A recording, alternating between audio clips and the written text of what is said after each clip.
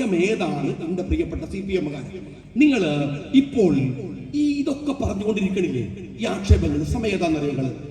ഇന്ത്യയുടെ സകലമാന പള്ളികളുടെയും അടിയിൽ അവിടെ ക്ഷേത്രങ്ങൾ അവശിഷ്ടങ്ങൾ ഉണ്ടെന്നും അവിടെ ബിംബങ്ങൾ കുടിച്ചു വെച്ചിരിക്കുന്നു എന്നും പറഞ്ഞ് പ്രാദേശിക കോടതിയിൽ പോകുക, അനുമതി വാങ്ങുക, സർവേ നടക്കുക, കലാപമുണ്ടാക്കുക. മുസ്ലിങ്ങൾ ഇരകളാക്കി ഇന്ത്യയുടെ തെരുവുകളിൽ നിൽക്കുന്ന സമയത്ത് ഇന്ത്യയുടെ തെരുവുകളിൽ ന്യൂനപക്ഷങ്ങളുടെ വീടുകൾ ബുൾഡോസ് ചെയ്യപ്പെട്ടുകൊണ്ടിരിക്കുന്ന ഒരു കാലത്ത് അവിടെയാണ് നിങ്ങൾ മനസ്സിലാക്കേണ്ടത് ഒരു സ്റ്റേറ്റ് മുഴുവൻ ക്രൈസ്തവ സമുദായത്തിൽപ്പെട്ടവരെ ഭീകരമായി കൊന്നു തള്ളിക്കൊണ്ടിരിക്കുന്ന ഈ കാലത്ത് ജുഡീഷ്യറി പോലും പലപ്പോഴും ഈ മൈനോറിറ്റിയുടെ രക്ഷയ്ക്ക് വരാതെ കണ്ണടക്കുന്ന ഒരു കാലത്ത് പോലീസിലും പട്ടാളത്തിലും ചരിത്രത്തിലെ ഏറ്റവും വലിയ RSS വൽക്കരണം നടക്കുന്ന ഒരു കാലത്ത് ഇന്ത്യയുടെ പാർലമെന്റിലും നിയമസഭകളിലും MLA-മാരും MP-മാരും ന്യൂനപക്ഷ വിരുദ്ധമായി മുസ്ലിം വിരുദ്ധമായി പ്രസംഗിക്കുന്ന ഒരു കാലത്ത് പ്രതിഷേധം എന്നതിന് എന്ന് പറയുമ്പോഴേക്കും UAPA ചുമത്തിയിട്ട് നിരപരാധികളായ മുസ്ലിങ്ങളെ ജയിലിന്റെ ഇരുട്ടറയിലേക്ക് തള്ളുന്ന ഈ കാലത്ത് നിങ്ങൾ മനസ്സിലാക്കണം, ഈ കാലത്താണ് ജമാഅത്തെ ഇസ്ലാമി ഇന്ത്യ ഭരിക്കും എന്ന് സ്വപ്നം കണ്ട് മോഹനൻ ഞെട്ടി ഉണരുന്നത്. മോഹനൻ പറയാൻ, ജമാഅത്തെ ഇസ്ലാമി ഇന്ത്യ ഭരിച്ചാലും നമ്മളെ പോലത്തെ ഹിന്ദുക്കളെ സ്ഥിതി എന്താണ്? ഏത് ജമാഅത്തെ ഇസ്ലാമി എന്ന് പറയുന്നത് ഓർക്ക് കേരളത്തിൽ 3000 മെമ്പർഷിപ്പ് ഉള്ളതാണ്. 3000 മെമ്പർഷിപ്പാണ് കേരളത്തിലുള്ളത്. ഈ ജമാഅത്തെ ഇസ്ലാമി ഇന്ത്യ ഭരിക്കുന്നു എന്നിട്ട് മുസ്ലിങ്ങളായ ഹിന്ദുക്കളായ എല്ലാരെയും ശരിയാക്കുന്നു സ്വപ്നം കണ്ട് മോഹനൻ എന്ന് പറയുന്ന CPM-ന്റെ ജില്ലാ സെക്രട്ടറി ഞെട്ടി ഉണരുക. പണ്ടൊരു നമ്പൂരി പുഴയുടെ അക്കരെ നിന്ന് ഒരു നായ കുരച്ചപ്പോ, തുടലിൽ കെട്ടിയ നായയാണ്, കുരച്ചപ്പോ നമ്പൂരി ഞെട്ടി. അപ്പൊ ഒരാൾ ചോദിച്ചു, നിങ്ങൾ ഇതിന് അപ്പുറത്ത് പോയിന്റ് അപ്പുറത്തുള്ള നായ കുരക്കണേന് ഇവിടുന്ന് കേട്ടല? നമ്പൂരി പറഞ്ഞു, നിനക്കത് പറയാം. ആ നായയുടെ തുടലഴിഞ്ഞ് പുഴയിലെ വെള്ളം പറ്റി ആ നായ അവിടെ വന്ന് പിന്നെ കടിച്ചഞ്ഞ് ചോദിക്കാറുണ്ടാവുമോ എന്നാണ്. എടോ, അതിനൊക്കെ ഒരു പിന്നീട് കാലല്ലേ? ജമാഅത്തെ ഇസ്ലാമി ഇന്ത്യ ഭരിക്കുന്നൊക്കെ പറഞ്ഞിട്ട് ആരെയാണ് നിങ്ങൾ പേടിപ്പിക്കുന്നത്? നിങ്ങൾ ഈ പറയുന്നതിന്റെ ഈ വിഷത്തിന്റെ ഊക്ക് എന്താണ്? നിങ്ങളൊന്ന് പറയൂ. അതിന്റെ ഊക്ക് എത്ര ഭീകരമാണ്, എത്ര വലുതാണ്, അതൊന്ന് നിങ്ങൾ ആലോചിച്ച് നോക്ക്. എത്ര അപകടകരം. ഇങ്ങനെ ഇസ്ലാമോഫോബിക് ആയിട്ട് നിങ്ങൾ എന്തിനാണ് ഇങ്ങനെ സംസാരിക്കുന്നത്? CPM-കാരോട് ഞാൻ ചോദിക്കട്ടെ, എന്തിനാ ഇത്രയേറെ ഇസ്ലാമോഫോബിക് ആയിട്ട് നിങ്ങൾ സംസാരിക്കുന്നത്? ഇവിടെ ഈ മോഹനനായാലും അതല്ലെങ്കിൽ ഈ വിജയനായാലും അതല്ലെങ്കിൽ പ്രതിഭയായാലും ഇവരെ വിജയരാഘവനായാലും എല്ലാവരും പാലൊളിയും എല്ലാവരും പറയുന്നത് ഇതാണ്. ഈ അപകടം പിടിച്ച കാര്യമാണ്. ജമാഅത്തെ ഇസ്ലാമിയും ഇപ്പൊ ഞാനും ഷിബുവും അഴിയൂരിലാണ് ഉണ്ടായിരുന്നത്. അഴിയൂരിൽ എന്ന് പറയുന്നത് കോഴിക്കോട് ജില്ലയിൽ ഒരു പഞ്ചായത്താണ്. SDPI-യുടെ സഹായത്തോടെ UDF-നെ അട്ടിമറിക്കാൻ 2 പഞ്ചായത്ത് വാർഡിൽ നമ്മൾ സംസാരിച്ചത് SDPI ജയിച്ച വാർഡിലാണ്. അവിടെ നിന്നാണ്. എത്ര സ്ഥലങ്ങളിൽ ജമാഅത്തെ ഇസ്ലാമി SDPI-ക്ക് നിങ്ങൾ കൂട്ടുകൂടിയിട്ടുണ്ട്, ഒരുമിച്ച് നിന്നിട്ടുണ്ട്. നിങ്ങൾ എത്ര ഇടങ്ങളിൽ ഒരേപോലെ. എന്നിട്ട് പറയാണ്, മലപ്പുറത്ത് വന്നിട്ട് പിണറായി വിജയൻ പറയാണ്, ജമാഅത്തെ ഇസ്ലാമിയുമായിട്ട് സ്വാദിഖ് അലി തങ്ങളുടെ ബന്ധത്തെ പരിശോധിക്കണം. ഞാനൊരു കാര്യം പറയട്ടെ, ബഹുമാന്യനായ സഖാവ് പിണറായി വിജയ, നിങ്ങൾക്ക് മുസ്ലിം ലീഗിന് നിങ്ങൾക്കും സ്വാദിഖ് അലി തങ്ങൾക്കും നിങ്ങളുടെ സർട്ടിഫിക്കറ്റ് എന്തായാലും ആവശ്യമില്ല. പ്രത്യേകിച്ചും താങ്കളെ പോലെ ഒരു അർദ്ധസംഖ്യയുടെ സർട്ടിഫിക്കറ്റ് ഇന്ത്യൻ യൂണിയൻ മുസ്ലിം ലീഗിന് പുല്ലിന്റെ വില മാത്രമേ ഉള്ളൂ എന്ന് നിങ്ങൾ മനസ്സിലാക്കിയാൽ. നിങ്ങളെക്കാൾ വലിയ സംഖ്യ വേറെ ഏതാണുള്ളത്? നിങ്ങളെക്കാൾ വലിയ. ഞാൻ നാളെ പ്രസംഗിക്കുമ്പോൾ പറഞ്ഞു, നിങ്ങളിപ്പോ ചില നമ്മുടെ നാട്ടിൽ ഇന്ത്യ ഒന്നും അറിയാത്ത ആളുകൾ എന്താണ് മോഹൻ ഭഗവത് പ്രസംഗിക്കുമ്പോൾ ഇങ്ങനെ ബേജാറായിട്ടില്ലേ? എന്താ ഇയാൾ പറയുന്നത്? മോദി പറയുമ്പോ, അമിത്ഷാ പറയുമ്പോ ഒന്നും വേണ്ട, TV ഓഫ് ആക്കുക, മലയാള ചാനൽ ഇടുക, പിണറായി വിജയൻ പറയും നോക്കിയാൽ മതി. ഇതിന്റെ സ്നേഹ മലയാളമാണ് മൂപ്പര് പറഞ്ഞു കൊടുക്കുന്നത്. ഒരു വ്യത്യാസമില്ല. ഇതന്നെ പറഞ്ഞുകൊണ്ടിരിക്കുന്നത്. ഇതന്നെയാണ് വിജയരാഘവൻ പറയുന്നത്, ഇതന്നെയാണ് മോഹനം പറയുന്നത്, ഇതന്നെയാണ് പ്രതിഭ പറയുന്നത്, ഇത് തന്നെയാണ് പാലൊളി എന്ന് പറയുന്ന ഈ വയോധികനും പറഞ്ഞുകൊണ്ടിരിക്കുന്നത്. BJP-യുടെ സംസ്ഥാന പ്രസിഡന്റ് ആവാൻ പുതിയ ആള് വരികയാണ്. പുതിയ തെരഞ്ഞെടുപ്പ് ആയി സമയമായി. ഞാൻ പറയുന്നത്, നിങ്ങൾ പുറത്തുനിന്ന് ആളെ നോക്കണ്ട, പിണറായി വിജയനോട് നോമിനേഷൻ കൊടുക്കാൻ പറയും. സുന്ദരായിട്ട് BJP-ക്കാർ പ്രസിഡന്റ് ആയിക്കോളും. അല്ലെങ്കിലും സുരേന്ദ്രന്റെ പണിയല്ലേ പിണറായി വിജയ നിങ്ങൾ ഇപ്പൊ എടുത്തുകൊണ്ടിരിക്കുന്നത്? വേറെ വ്യത്യാസമൊന്നും ഇല്ലല്ലോ. യോഗി ആദിത്യനാഥ് ഉത്തർപ്രദേശിൽ എന്താണ് നടപ്പിലാക്കുന്നത് എന്ന് ബേജാറാവണ്ട. പിണറായി വിജയൻ കേരളത്തിൽ എന്താണ് നടപ്പിലാക്കുന്നത് എന്ന് നിങ്ങൾ പരിശോധിച്ചാൽ മതി. ഞാൻ കഴിഞ്ഞ ആഴ്ചയിൽ ഓണംപള്ളി ഉസ്താദും ഞാനും ഒക്കെ നിലമ്പൂരിൽ ഒരു മീറ്റിംഗിൽ ഉണ്ടായിരുന്നു. സന്ദീപ് വാര്യർ അന്ന് അവിടെ അതിഥിയായിട്ട് ആ പരിപാടിക്കുണ്ടായിരുന്നു. നാർഹുദയുടെ പരിപാടിയായിരുന്നു. അപ്പൊ ഞാൻ അന്ന് ഇതിനൊക്കെ ശേഷം സന്ദീപ് വാര്യർ എപ്പോഴാണ് കാണുന്നത്. ഞാൻ ചോദിച്ചു സന്ദീപ് വാര്യരോട്, അല്ല നിങ്ങളതേ പിന്നെ CPM-ൽ പോകുന്നു എന്നൊക്കെ കേട്ടല്ലോ. അപ്പൊ സന്ദീപ് വാര്യനോട് പറഞ്ഞു, അതെങ്ങനെ നടക്കും ഷാജി? ഒരു ചേഞ്ച് വേണ്ടി. വരുന്ന BJP ഇതാണ്. പിന്നെ CPM പോയിട്ട് ഒരു ചേഞ്ച് ഫീൽ ചെയ്യേണ്ടതാണ്. എന്ത് ചേഞ്ച് ഫീൽ ചെയ്യാൻ? അതേ കത്തി, അതേ ചോര, അതേ വെറുപ്പ്, അതേ വിദ്വേഷം, അതേ മനുഷ്യത്വരാഹിത്യം, ഇതല്ലേ എവിടെയുള്ളത്?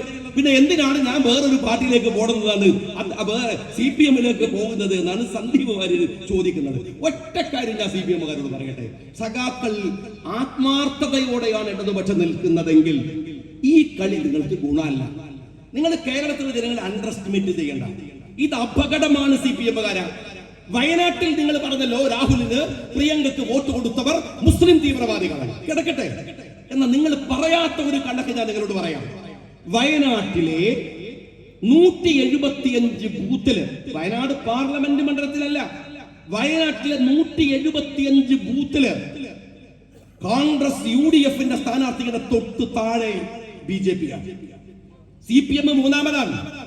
വയനാട്ടിലെ സ്ഥാനാർത്ഥിയുടെ പേര് ഞാൻ നിങ്ങളോട് ചോദിക്കുന്നു, BJP-യുടെ. പെട്ടെന്ന് നിങ്ങൾക്ക് പറയാൻ പറ്റും. ഈ സ്റ്റേജ് ചോദിച്ചാൽ BJP-യുടെ സ്ഥാനാർത്ഥിയെ പറയാൻ കഴിയില്ല. കാരണം കോഴിക്കോട് കോർപ്പറേഷനിലെ ഒരു കൗൺസിലറെയാണ് പാർലമെന്റ് തെരഞ്ഞെടുപ്പിൽ BJP നിർത്തിയത്. എന്നാൽ ഇടതുപക്ഷത്തിന്റെ സ്ഥാനാർത്ഥി ആരാന്നറിയാം? സത്യൻ മൊകേരി. ഒരുപക്ഷെ CPI-യുടെ ഏറ്റവും തലമുതിർന്ന ബിനോയ് വിശ്വത്തോട് ചേർന്ന് നിൽക്കാൻ കെൽപ്പുള്ള ഒരു പ്രതിഭാധനനായ, എനിക്കേറെ ഇഷ്ടമുള്ള ഒരു സുഹൃത്തും ഒരു സഹോദരനുമായിട്ടുള്ള ഒരാളാണ് അവിടെ മത്സരിച്ചത് ഇടതുപക്ഷത്തിന്റെ. ആ മനുഷ്യൻ മത്സരിച്ചിട്ട് അദ്ദേഹത്തിന് വോട്ട് കൊടുക്കാതെ BJP-യുടെ അപ്രസക്തയായ സ്ഥാനാർത്ഥിക്ക് 175 ബൂത്തിൽ ആളുകൾ വോട്ട് ചെയ്തെങ്കിൽ CPM-കാരാ എങ്ങനെയാണ് ചുവന്ന ഗ്രാമങ്ങൾ പതുക്കെ ഒറ്റയടിക്ക് കാവിയാകുന്നത് എന്ന് നിങ്ങൾക്ക് മനസ്സിലാവാത്തത് കൊണ്ടാണ്. ഒന്ന് നിങ്ങൾ മനസ്സിലാക്കിക്കോ, ഒറിജിനൽ BJP ഇവിടെ ഉണ്ട്. പിന്നെ നിങ്ങളെ ഡ്യൂപ്ലിക്കേറ്റ് BJP എന്തിനാണ് ആളുകൾ? എന്താ കാര്യം? ഒറിജിനൽ BJP ഉള്ളപ്പോ ആളുകൾ നിങ്ങളുടെ ഡ്യൂപ്ലിക്കേറ്റ് BJP-യിലേക്ക് പോവില്ല. കണ്ണൂരിൽ നിങ്ങളുടെ പാർട്ടി ഗ്രാമങ്ങൾ കാവി ഗ്രാമങ്ങളായി മാറുന്നത് നിങ്ങൾ തന്നെ ഉണ്ടാക്കുന്ന വെറുപ്പിന്റെ രാഷ്ട്രീയത്തിൽ നിന്നാണ്. മറിച്ച് മനുഷ്യത്വരഹിതമായ, ഇപ്പൊ നിങ്ങൾ ആലോചിച്ച് നോക്കി, ഈ അടുത്ത് കൃപേഷിനെയും ശരത്ലാലിനെയും കൊലപ്പെടുത്തിയ മൃഗീയമായ ഒരു രാഷ്ട്രീയ സംഭവത്തെ പ്രത്യക്ഷത്തിൽ തന്നെ ന്യായീകരിക്കുക, അതിലെ കൊലയാളികൾക്ക് പരസ്യമായ പാർട്ടി പിന്തുണ കൊടുക്കുക. നിങ്ങൾ പിന്നെയും നാശമാണ്. നിങ്ങൾ മനസ്സിലാക്കണം, ഒരു രാഷ്ട്രീയ പാർട്ടി ഉത്തരേന്ത്യയിൽ കാണുന്ന കൊലയാളി രാഷ്ട്രീയത്തിന് സമാനമായി ഈ പ്രബുദ്ധ കേരളത്തിൽ മാറുകയാണ്. P. ജയരാജൻ പോയിട്ട് പ്രതികളെ കണ്ടു അത്രേ ജയിലിൽ. എന്നിട്ട് അവർക്ക് അയാൾ പറയാണ് വലിയ അഭിമാനത്തിൽ, ജയില് വായിക്കാനുള്ള ഇടമാണ്, അതുകൊണ്ട് ഞാൻ എന്റെ 5 പുസ്തകങ്ങൾ അവർക്ക് കൊടുത്തു. ഇതിനേക്കാളും വലിയ ശിക്ഷ ഇതിന് വേണ്ടിയിരുന്നില്ല. വേറെ നിങ്ങളെ പുസ്തകം വായിക്കാന്ന് പറഞ്ഞാൽ എന്റെ ജയരാജ അങ്ങനെ ഒരു ദ്രോഹം, അല്ലെങ്കിൽ തന്നെ ഒരു പ്രതികളായിട്ട് ജയിലിൽ കിടക്കുക, ഇങ്ങനെ ഒരു ശിക്ഷ കൊടുക്കണോ? അദ്ദേഹം പറയാണ് ജയില് ധീരന്മാർക്കുള്ളതാണ്. ആര്? P. ജയരാജന് ഷുക്കൂർ കേസിൽ മുൻകൂർ ജാമ്യം തള്ളിയതിനു ശേഷം 1.5 മാസം ആംബുലൻസിൽ കടന്നിട്ട് മുള്ളുകയും അപ്പിടുകയും ചെയ്ത ഈ നേതാവാണ് പറയുന്നത് ജയിൽ ആർക്കുള്ള, ധീരന്മാർക്കുള്ള. പുറത്തിറങ്ങിയിട്ടില്ല, പോലീസ് പിടിക്കുന്ന നേരത്തിട്ട് ആംബുലൻസിൽ തന്നെയാണ്. ഏതെങ്കിലും ഒരു പോലീസിന്റെ വണ്ടി പരിസരത്ത് കൂടെ പോയാൽ അപ്പൊ തന്നെ എന്താണ് ജഗതി പറഞ്ഞിട്ടുള്ള ഓണം അടിച്ചിട്ട് ഇയാൾ പോലെയാണ്. 1.5 മാസം. ഇനി രണ്ടാമത്തെ കാര്യം ഞാൻ ചോദിക്കട്ടെ, ഇയാൾ പറഞ്ഞത് വെച്ചാൽ ജയില് വായിക്കാനുള്ളതാണ്. എന്നാ ജയരാജ നല്ല കുറച്ച് ആരെങ്കിലും എഴുതിയ, വേറെ നിങ്ങൾ എഴുതിയല്ല, കൊള്ളാവുന്ന കുറച്ച് പുസ്തകം കയ്യിൽ വാങ്ങി വെച്ചോ. ഷുക്കൂർ കേസിന്റെ വിധി വരുന്നുണ്ട്, ജയിലിൽ നിന്ന് വായിക്കേണ്ട ഗതികേട് ഈ ജയരാജൻ ഞങ്ങൾ വരുത്തും. ഇതൊന്നും തീരാൻ പോണില്ല. നിങ്ങൾ ചന്ദ്രശേഖർ വധക്കേസിനും ഷുക്കൂർ വധക്കേസിനും ശേഷം ഉണ്ടായ കേരളത്തിലെ മാറ്റം അറിയങ്ങള് ഈ സൂത്രധാരകരെ ജയിലിന്റെ ഇരുട്ടറയിലേക്ക് കൊണ്ടുപോകുന്നു ഞങ്ങൾ എന്നാണ്. തീർച്ചയായും. അതുകൊണ്ട് ഇന്നലെയൊക്കെ നിങ്ങൾ ആലോചിച്ചു, ഈ അൻവറിനെ അറസ്റ്റ് ചെയ്യുമ്പോൾ നിങ്ങൾ എന്ത് ബുദ്ധിയാണ് നിങ്ങൾക്ക് ഈ P. ശശിയൊക്കെ പറഞ്ഞു തരുന്നത്? ഞാൻ അറിയാണ്ടിരിക്കുക. അൻവറിനെ സംബന്ധിച്ചിടത്തോളം അദ്ദേഹം തന്നെ എങ്ങനെയാണ് അദ്ദേഹത്തിന്റെ ഒരു പൊളിറ്റിക്കൽ പ്ലേസ്മെന്റിന് അദ്ദേഹം എങ്ങനെ ശക്തമായി നിൽക്കുന്ന സമയത്താണ് കൃത്യമായി കേരളം അഡ്രസ് ചെയ്യേണ്ട മലയോര കർഷകരുടെ സമരത്തിന്റെ മുൻനിരയിലെ രക്തസാക്ഷിയായി നിങ്ങൾ അയാളെ കൊണ്ടുപോയിട്ട് അറസ്റ്റ് ചെയ്യുന്നത്. നിങ്ങൾ മനസ്സിലാക്കണം. അവിടെ എത്തണം. എന്നിട്ട് അൻവർ അവിടെ എത്തുമ്പോ ഈ മലയോര കർഷക സമരങ്ങളിൽ ഈ അടുത്ത കാലത്ത് നടന്നിട്ടുള്ള സംഘീയ കമ്മ്യൂണിസ്റ്റ് കള്ളക്കളിയുണ്ട്. സമരങ്ങളിൽ നിന്ന് പലരും പുറകോട്ട് പോയിട്ടുണ്ട്. എന്നാൽ അവിടെ അൻവർ കൃത്യമായി അവിടെ പ്ലേസ് ചെയ്യപ്പെടുകയാണ്, അവിടെ വരികയാണ്. അൻവർ പറഞ്ഞത് നിങ്ങളറിയാം, ഈ ചോലനായിക്ക സമുദായം എന്ന് പറയുന്നത് ഇന്ത്യയിലെ തന്നെ അതീവ ന്യൂനപക്ഷമാണ്, പാവങ്ങളാണ്. ആ മനുഷ്യർ കാട്ടിനുള്ളിൽ താമസിക്കുന്ന പാവങ്ങൾ, അവർക്ക് അവിടെ അവരുടെ താവളം കാടാണ്. അറിയോ നിങ്ങൾക്ക്? ഇപ്പൊ എന്താ സ്ഥിതി? കാട്ടിൽ പോയാൽ ആന ചവിട്ടിക്കൊണ്ടു, നാട്ടിൽ വന്നാൽ CPM വെട്ടിക്കൊണ്ടു. ഇതെന്തൊരു നാടാടോ, എന്തൊരു കഷ്ടമാണ്. മനുഷ്യരുടെ ഈ അവസ്ഥയെ കുറിച്ച് നിങ്ങൾ എന്താ മനസ്സിലാക്കാത്തത്?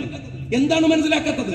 ഞാൻ ഈ ഓണംപള്ളിയിലെ പ്രവർത്തക സുഹൃത്തുക്കളോട് പറയുന്നത്, നിങ്ങൾ ഈ സമ്മേളനം നടത്തുമ്പോൾ നിങ്ങൾ ഈ കെട്ടിയ കൊടികള്, ഇവിടുത്തെ തോരണങ്ങള്, നിങ്ങളുടെ മനസ്സിനകത്തുള്ള ഒരു പച്ചയുടെ അല്ലെങ്കിൽ ഈ ഹരിതാപതയുടെ ഒരു മനോഹരമായ ഒരു ആവേശമുണ്ട്, പ്രത്യേകിച്ച് എന്റെ മുമ്പിൽ നിൽക്കുന്ന കാരണവന്മാർക്ക്. ഞാൻ ചെറുപ്പക്കാരോട് പറയട്ടെ, മുസ്ലിം ലീഗ് വളരെ കൃത്യമായ ഒരു രാഷ്ട്രീയ സമീപനം എടുത്ത് 948 മുതൽ എങ്ങനെയാണ് ഒരു ജനതയെ പരിവർത്തിപ്പിച്ചെടുക്കേണ്ടത്, ഇതാ ഈ പ്രസംഗിക്കുന്നതിന്റെ പരിസരത്തു നിന്നാണ്, കൊടുങ്ങല്ലൂരിൽ നിന്നല്ല.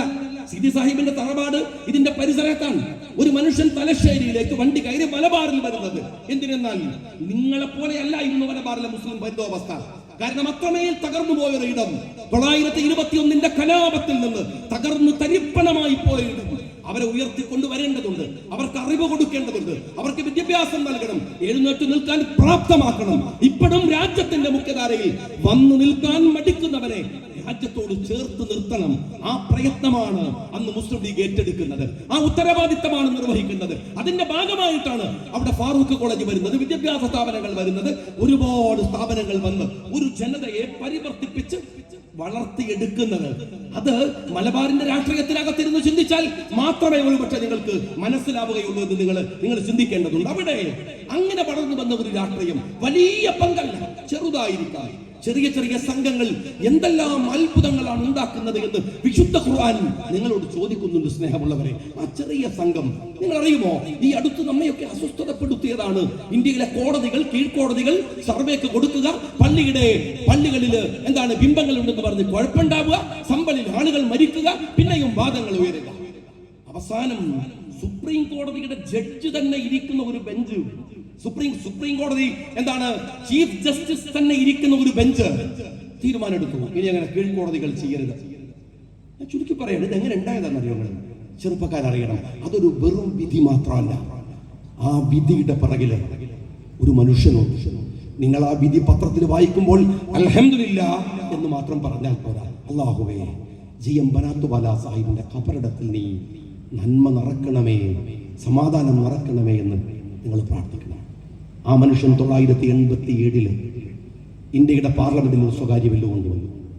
947 ഓഗസ്റ്റ് 15 സമയത്ത് ഇന്ത്യയിൽ ആരുടെ കയ്യിലാണോ ക്ഷേത്രം, ആരുടെ കയ്യിലാണോ പള്ളി, ആരുടെ കയ്യിലാണോ ചർച്ച്, അതുപോലെ നിൽക്കണം.